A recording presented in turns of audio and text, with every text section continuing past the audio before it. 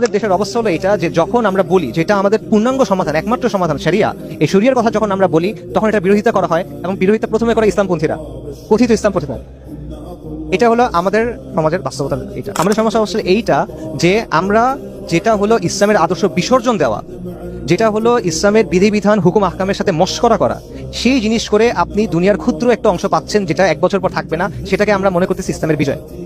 আপনি যখন পর্দার বিধান মানতেছেন না, আপনি এতদিন পর্দার বিধান মেনে আসছেন, এখন আপনি পর্দার বিধান মানেন না, তখন আপনি যখন কিছুটা দুনিয়া পাইছেন, যখন মানুষ ওরা দেখছে যে হ্যাঁ সে তো দিন একটু ছেড়ে দিছে, পাশে মেয়ে বসাইছে, তখন সে আপনাকে একটু দুনিয়া দিছে, ওইটা দেখে আপনি মনে করতেছেন আপনার ইসলামের বিজয় হয়েছে।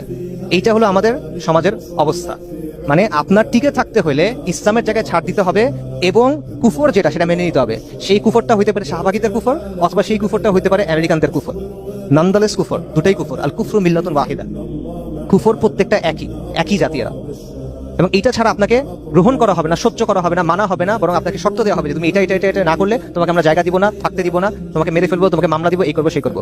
এইটা যদি আপনার অবস্থা হয় তাহলে আপনি আমাকে বলেন এই সমাজে আমাদের অবস্থা কত।